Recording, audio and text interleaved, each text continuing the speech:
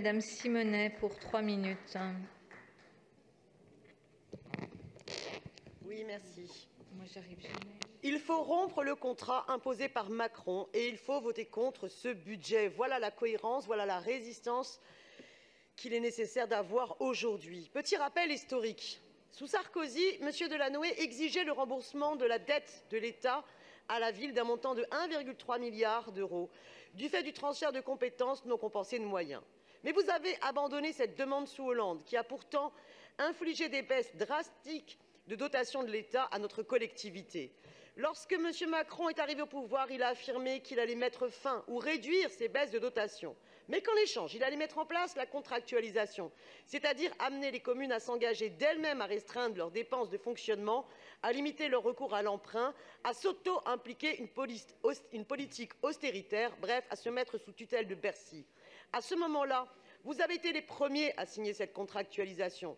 On ne vous a pas entendu protester et encore moins fédérer les collectivités contre cette mise sous tutelle austéritaire. Aucun groupe de cette majorité n'a eu le courage de voter contre. Aujourd'hui, on voit le résultat. Malgré votre zèle, les dotations sont encore en baisse, si bien que le montant versé en péréquation dépasse les dotations reçues. La ville doit s'autofinancer et contribuer à financer l'État. Aussi, je vous propose de nous en libérer, de rompre ce contrat léonin où l'État a si peu d'engagement et où il ne les respecte même pas. Car il y a urgence. 700 enfants dorment à la rue, 8 000 personnes sont sans abri, 12 000 personnes quittent la capitale. Chaque année, faute de pouvoir s'y loger, 2 500 personnes au moins meurent prématurément à cause de la pollution à Paris. Et les rapports du GIEC qui se succèdent sont à chaque fois plus alarmants. Ces urgences sont bien trop pressantes pour laisser place au statu quo. Se soumettre à l'austérité, ne pas assumer d'engager des dépenses nécessaires est tout simplement irresponsable. Il faut donc rompre ce contrat, assumer d'investir plus. Or, vous faites l'inverse. Vous diminuez les investissements de 230 millions d'euros au nom de votre volonté d'afficher une dette réduite et de la satisfaction affichée au sujet de votre PIM. Chers collègues Europe Écologie Les Verts, il ne suffit pas d'amoindrir la baisse des investissements. Il faudrait les augmenter par rapport à l'an dernier, et vous le savez bien.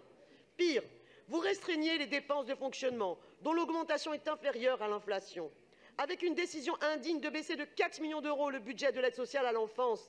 Mais la tâche des élus n'est-elle pas de faire en sorte que les besoins des gens soient pris en compte et non d'être des pseudo-bons gestionnaires?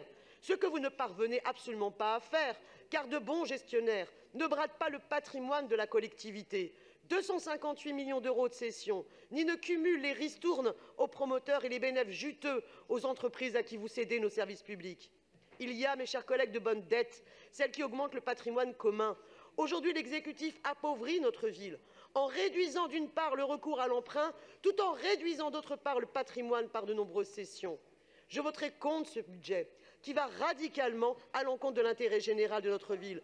Et je vous propose par un vœu attaché d'engager une toute autre logique. Simonet. Je vous remercie. Merci à vous.